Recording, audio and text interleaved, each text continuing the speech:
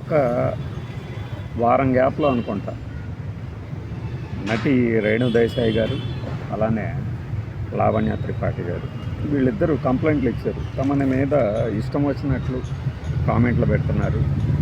ఇది ఇలా సాగదు, తప్పుడుగా మీకు స్వేచ్ఛ ఉంటుంది కానీ ఇష్టం వచ్చినట్లు అసభ్యంగా అశ్లీలంగా మాట్లాడటం కుదరదు అని చెప్పేసి కంప్లైంట్ చేశారు. దాని మీద సైబరాబాద్ అంటే పేరు చెప్పలేదు కానీ వీళ్ళ కంప్లైంట్లో ఏదో కానీ cyber crime police arrest 2 for posting abusive posts against actress అని చెప్పేసి మాత్రం ఇచ్చారు. అంటే వాళ్ళ పేర్లు చెప్పలేదు. ఎందుకు చెప్పలేదు నేను అనుకుంటున్నాను అంటే బహుశా వాళ్ళకు సంబంధించిన కేసుల్లోనే అయి ఉంటుంది అనుకుంటున్నాను. ఇందులో జనార్దన్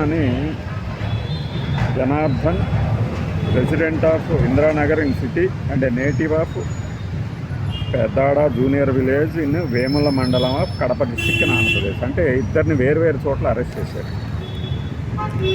ఈ మధ్యకాలంలో మరి ఈ కంప్లైంట్లు ఇచ్చిన వారు ఎవరయ్యా అంటే ఇంకొక ఫేమస్ యాంకర్ కూడా ఉంది. వాళ్ళు కూడా అయి ఉండొచ్చు. ఎవరైనా కానీ వీళ్ళ మీద కంప్లైంట్ల మీద యాక్షన్ తీసుకున్నారు. ఇద్దరిని అరెస్ట్ చేశారట. ఇంకొకటి సపరేట్ కేసు ఇంకొకటి ఉంది. అది చాలా ఇంట్రెస్టింగ్గా ఉంది. అది ఏంటి అంటే in another case Kondapuram Arun Kumar resident of West Marredpally and auto driver by profession was taken into custody for posting and abusive comment from his YouTube account. అంటే మనమే అబ్యూజివ్ చేయగా YouTube account. Police said the accused frequently watched online videos and reels during his free time and posted an offensive comment after viewing a video on the platform. అంటే అవతల వాళ్ళ వీడియోలు చూసి అంటే ఖాళీ టైంలో చూస్తుంటాడు, లేదా పడుకునేటప్పుడు చూస్తాడు, నిద్రపోయేటప్పుడు చూస్తాడు. ఈ ఆటో డ్రైవరు ఆ వీడియోలని రీల్స్ని చూసి వెంటనే అఫెన్సివ్ కామెంట్లు పెడుతున్నాడు. అతన్ని అరెస్ట్ చేశారు. ఈ పేరేంటి? అరుణ్ కుమార్, కొండాపురం అరుణ్ కుమార్ అనే వ్యక్తిని కూడా అరెస్ట్ చేశారు. Auto driver by profession. ఇది నేను తరచూ చెప్పేది ఇదే. లక్షల ఫీజులు పెట్టేసేసి వాళ్ళ తరపున వాదించుకునే లాయర్లు ఉన్న వాళ్ళు అయినా సరే తప్పుడు కామెంట్లు పెడితే శిక్ష అనుభవించాల్సి వస్తుంది. ఎప్పటికప్పుడు కనీసం పోలీస్ స్టేషన్లో ఒక్కరోజైనా జైల్లో కూర్చోవాల్సి వస్తుంది. కనీసం వాళ్ళకి లాయర్లను పెట్టేసుకొని బెయిల్ అన్నా తెచ్చుకునే వాళ్ళు ఉంటుంది. కానీ వీళ్ళు పెడుతున్నారు కదా కామెంట్లు, మనం కూడా పెట్టేసేద్దాం ఇష్టం వచ్చినట్టు అని చెప్పేసి పెడితే చివరికి అలాంటి వాళ్ళే ర్యాండమ్గా పిక్ చేసినప్పుడు బుక్ అయ్యారనుకోండి, ఏమవుతుంది? ఇదిగో ఇప్పుడు వీడికైంది అయితే ఈ ఆటో డ్రైవరు వీడి జీవన విధానం బొక్కబోర్ల పడుతుంది. లేదులే అని మనం అంతకుముందు చెప్పాం కదా, దులిపేసుకొని తిరిగే జీవులకి మనం చేయగలిగింది ఏం లేదు. కానీ మీ జీవితాల్లో కూడా ఏదో ఒక రోజు ఇలాంటి రోజు వస్తుంది.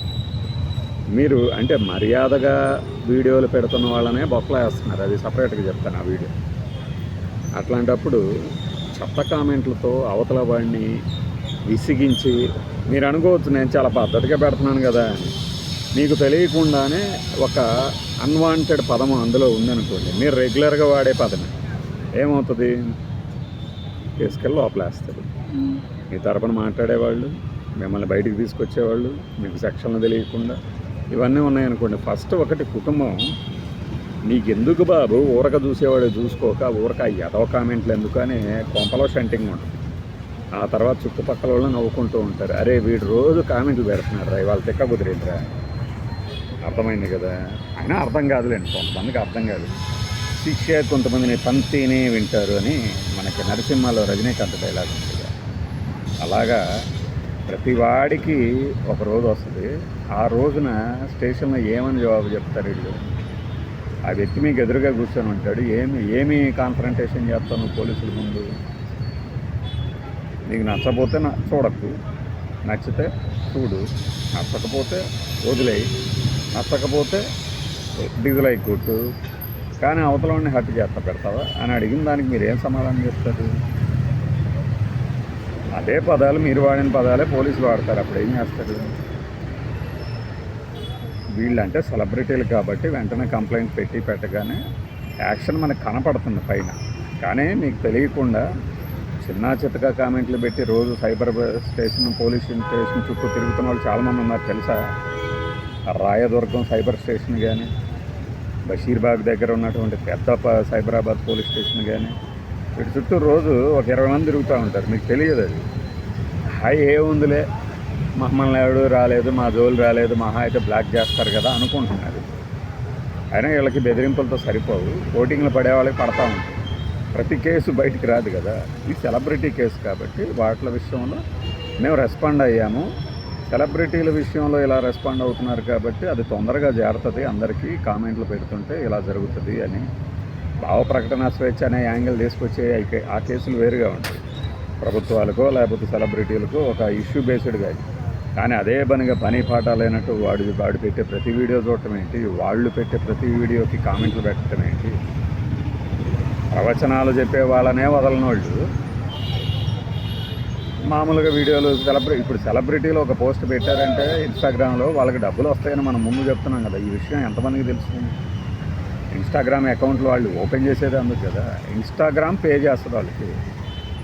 మీరు పోయి అమాయకంగా 4 తిట్లు దిక్కేసేసి సంకలు గుద్దుకొని వీలైతే ఒక 4 లాఠీ దెబ్బలకి రెడీగా అండి, లేదంటే దులిపేసుకొని బయటికి రాదు. మధ్యలో లాయర్లకి డబ్బులు పెట్టాల్సి వస్తుందిగా. ఎందుకు? మీ వృత్తి ఉంది, మీ వృత్తిని వదులుకొని మీరు వారానికి ఒకరోజు హైదరాబాద్ పోలీస్ స్టేషన్కి హాజరు కండి అని ఇచ్చారనుకోండి, ఏమవుతుంది?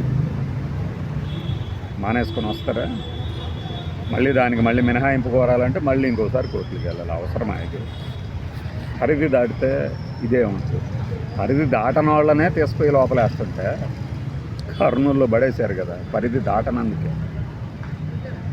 మరి పరిధి దాటిన వాళ్ళు ఏం చేస్తారో మీ ఊహకే వదిలేస్తాం. అదనమాట.